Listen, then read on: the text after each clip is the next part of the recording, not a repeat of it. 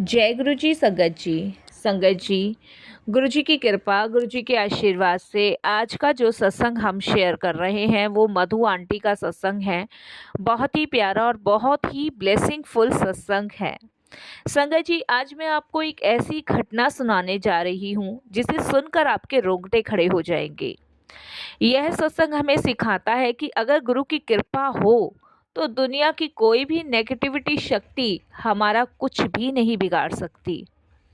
संगत जी, ये मधु आंटी के जीवन की कहानी है कि उनके ही पड़ोस में रहने वाले लोगों ने कैसे मधु आंटी को दुखी और परेशान किया। संगत जी, आप इस सत्संग को अंत तक सुनिएगा, ध्यान से सुनिएगा और पूरा सुनिएगा। और सत्संग का मतलब होता है सत्य का संग, और सत्संग की प्राप्ति जब ही होती है जब गुरु कृपा होती है। हम भाग्यशाली हैं कि हमें गुरु कृपा प्राप्त हुई। साथ संगत जी, जहाँ पे परमात्मा की शक्ति है वहाँ पे कुछ बुरी शक्तियाँ भी होती है, जैसे दिन और रात, सूरज और चांद। ये सब चीज़ें प्रकृति के नियम हैं। उसी प्रकार से संगत जी, जहाँ पे ईश्वर की शक्ति है वहाँ पे कुछ बुरी ताकतें भी होती हैं, लेकिन परमात्मा की शक्तियों के आगे इन बुरी ताकतों का कोई भी मूल्य नहीं होता है। इसके अलावा संगत जी, आपका सत्संग पसंद आए तो आप शेयर ज़रूर कर दीजिएगा, लाइक ज़रूर कीजिएगा और बेल आइकन दबाना बिल्कुल भी नहीं भूलिएगा, जिससे जब भी कोई लेटेस्ट सत्संग आएगा उसका नोटिफिकेशन आपके पास आएगा। तो चलते हैं संगत जी गुरुजी महाराज के सत्संग की ओर। सत्संग शुरू करने से पहले करते हैं गुरु जी का मंत्र जाप। ओम नमः शिवाय, शिव जी सदा सहाय। ओम नमः शिवाय, गुरु जी सदा सहाय। जय गुरु जी संगत जी। संगत जी, सबसे पहले गुरु जी महाराज के चरणों में कोटि कोटि नमन। सारी संगत जी को जय गुरु जी, शुक्राना गुरु जी महाराज का, अनंतम अनंतम शुक्राना गुरु जी महाराज का। संगत जी, मेरा नाम मधु है। मैं सबसे पहले गुरु जी का मंत्र जाप करूंगी, उसके बाद ही अपने सत्संग की शुरुआत करूंगी। ओम नमः शिवाय, शिव जी सदा सहाय। ओम नमः शिवाय, गुरु जी सदा सहाय। संगत जी, वैसे तो गुरुजी महाराज के साथ हमारी जर्नी जन्म जन्मांतरों से है। पता नहीं कितने जन्मों पुराना रिश्ता हमारा गुरुजी महाराज से है, लेकिन कुछ टाइम से मेरी लाइफ में कुछ अजीब अजीब चीज़ें हो रही थी। संगत जी, वैसे तो मेरी छोटी ही फैमिली है, मैं, मेरे हस्बैंड, मेरे 2 बेटे, और हमारी लाइफ में भगवान की कृपा से सब कुछ हमारे पास है। किसी भी चीज़ की कोई कमी नहीं है। भगवान की कृपा से दाल रोटी हमारे घर में बहुत अच्छी चल रही है। मैं बहुत बहुत धन्यवाद करती हूँ गुरुजी महाराज का कि उनकी ब्लेसिंग्स मुझे, मेरी फैमिली को मिली हुई है। तो बहुत बहुत शुक्राना गुरुजी महाराज का। लेकिन संगत जी, कुछ टाइम से मेरी फैमिली में कुछ अनबन सी शुरू हो गई थी। रात को अजीब अजीब आवाज़ें मुझे आने लग गई थी। पहले मुझे मेरा वहम सा लगा कि शायद ये मेरा वहम है और मुझे ये आवाज़ें आ रही हैं। रियलिटी मैं संगत जी आप लोगों को कहूँगी कि मुझे यकीन ही नहीं हो रहा था कि अजीब अजीब आवाज़ें मतलब मेरा एक वहम है।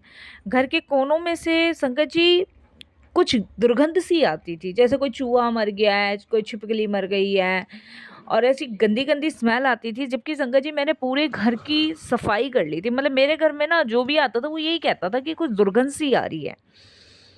संगत जी, बिना कारण के बीमारी परेशानी आने लगी। पहले तो मैंने यही सोचा कि ये हो सकता है भाई मेरा वहम है, संजोग की बात होगी, लेकिन धीरे धीरे संगत जी मुझे कुछ चीज़ें ना डरावनी अपने घर में लगने लगी।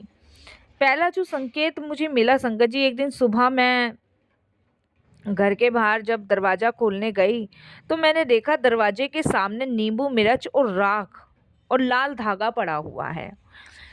जैसे मॉर्निंग की बात है संगत जी, मैं सुबह करीबन 5:30 के आसपास उठ जाती हूँ, क्योंकि बच्चों को स्कूल जाना होता है 7:30 और हस्बैंड को 9:30 बजे तक ऑफिस निकलना होता है। तो सारा कुछ मुझे करना होता है, नहाना धोना पूजा पाठ सब कुछ करना होता है। तो संगत जी 5:30 के आसपास मैं उठ जाती हूँ, कभी 5 भी उठ जाती हूँ। तो उस दिन मैं उठी और संगत जी मेरा ना दरवाज़ा बाहर की साइड में है, बीच में हम लोगों ने ना स्पेस दे रखा है खुली हवा आने के लिए। तो बरामदा टाइप का है। तो संगत जी जैसे ही मैं दरवाज़ा खोलने गई, दरवाज़ा खोला तो देखा संगत जी सबसे पहले नीचे तो ये सामान मुझे मिला।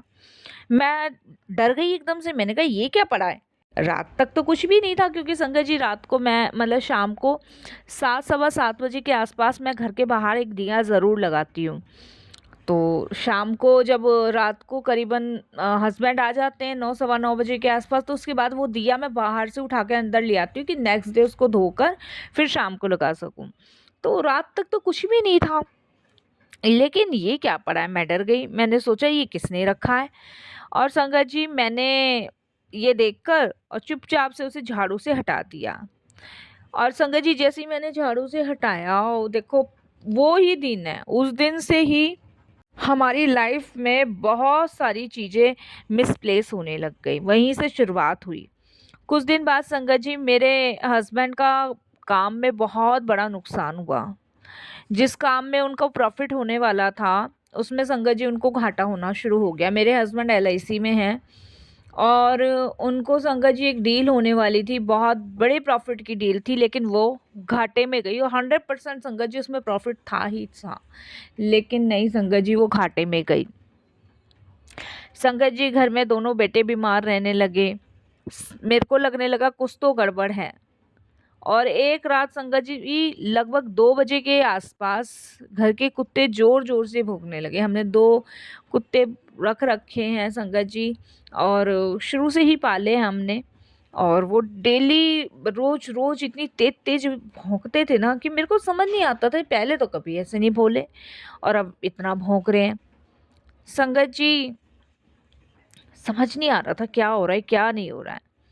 और संगत जी हमारे घर के बाहर खिड़की है, तो एक दिन बेटा जो था वो खिड़की से बाहर देख रहा था और देख के डर के भाग के आया और कहता है घर के बाहर ना कोई खड़ा है, जैसे कोई मंत्र बोल रहा हो, ऐसे करके मेरा बेटा बोलता है। 12-13 साल का है संगत जी वो, और उसको ऐसा फील हुआ। संगत जी जब मैंने बाहर जाके ध्यान से देखा, खिड़की के बाहर से ध्यान से देखा, तो संगत जी हमारे पड़ोस में रहने वाली एक गायत्री आंटी हैं, वो खड़ी थी। संगत जी आप विश्वास नहीं मानोगे, मेरे को उनको देख के ना कुछ अजीब सा लगा।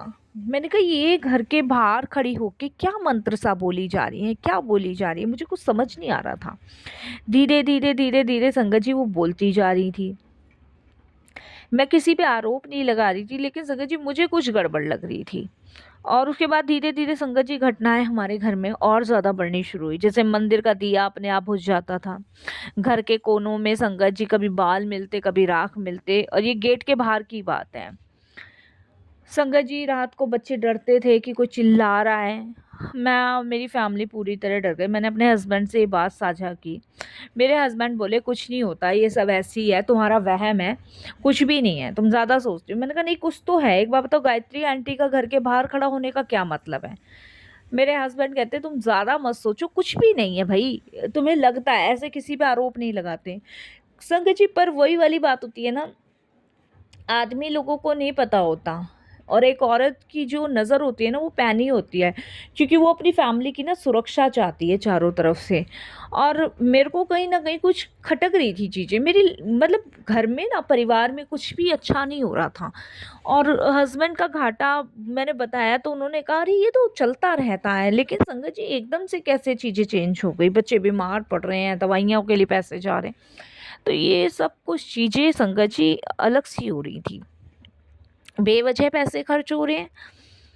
तो संगत जी उसके बाद मैं बहुत परेशान हुई, मैं अपने हस्बैंड से कहने लगी, मैंने कहा आप जो है ना किसी से पता करो, कुछ तो होगा ही, और किसी से पता करो। एक बार बताओ गायत्री आंटी का बाहर खड़े होकर मंत्र बोलने का क्या मतलब है? जब बेटे ने देखा है, मेरे बेटे का नाम राहुल है, मैंने कहा राहुल ने देखा है तो कुछ तो है ना। तो मेरे लाख कहने के बाद मेरे हस्बैंड ने संगत जी मेरी बात सुनी और बोले मैं कल पता करके बताता हूँ। तो मेरे हस्बैंड ने संगत जी मुझे कॉल किया, उन्होंने कहा तुम तैयार रहना, मैं तुम्हें ना एक मंदिर लेके चलूँगा, गुरुजी का मंदिर है, और वो बड़े संत थे और कहते हैं वहाँ पे जाते हैं ना तो सारी नेगेटिविटी ख़त्म हो जाती है, और गुरुजी के पास चलते हैं।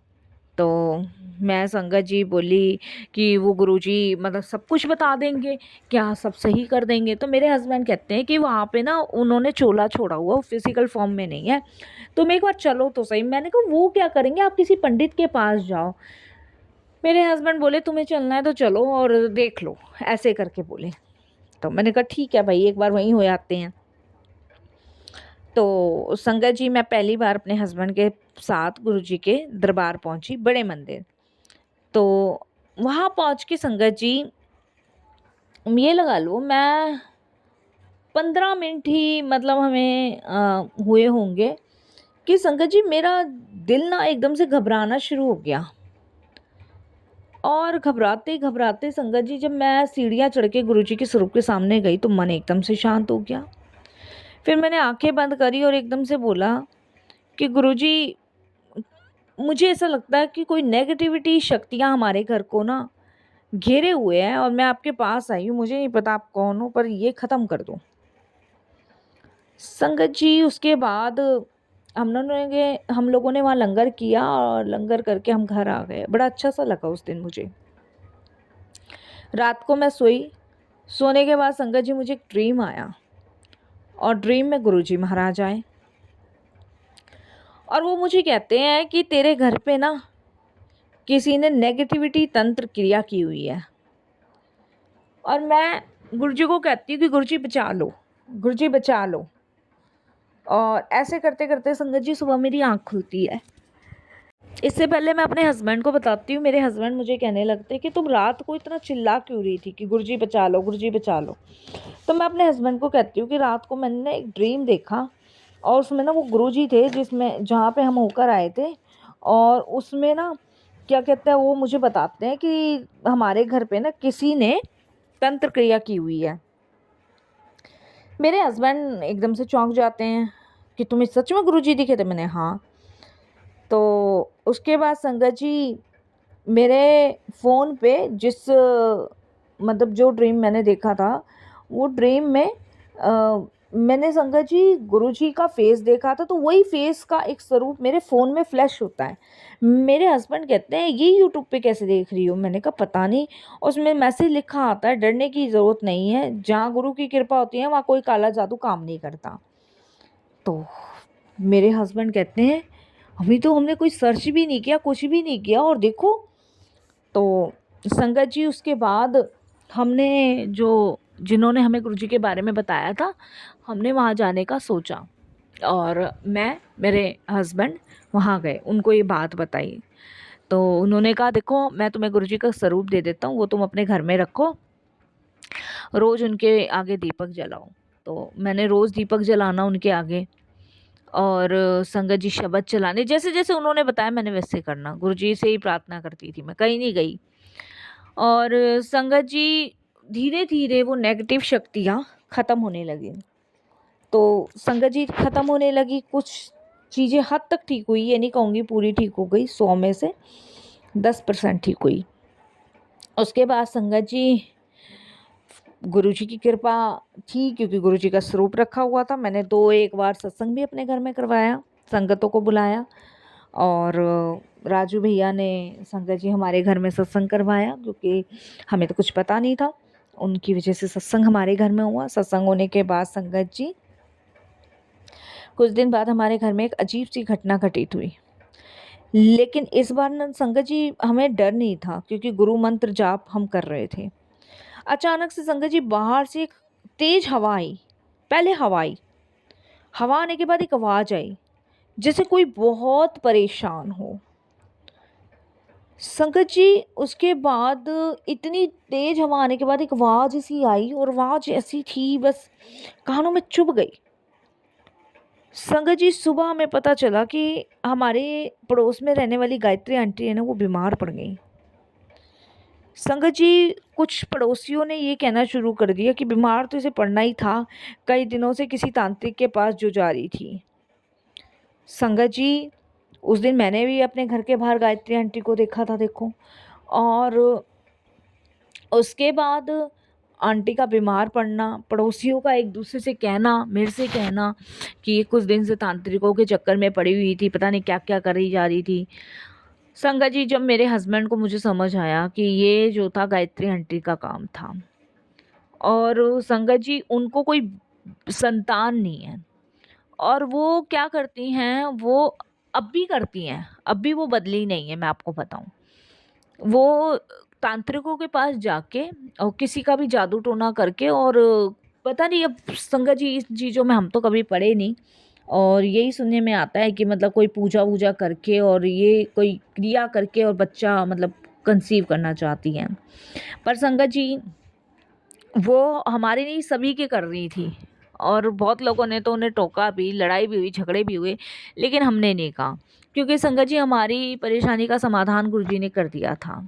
घर की बीमारी ख़त्म हो गई, काम फिर से चलने लगा, अच्छा, घर में शांति वापस आ गई, और गुरु कृपा की वजह से संगत जी नेगेटिव शक्तियाँ भी नहीं टिक पाई, वो भी ख़त्म हो गई।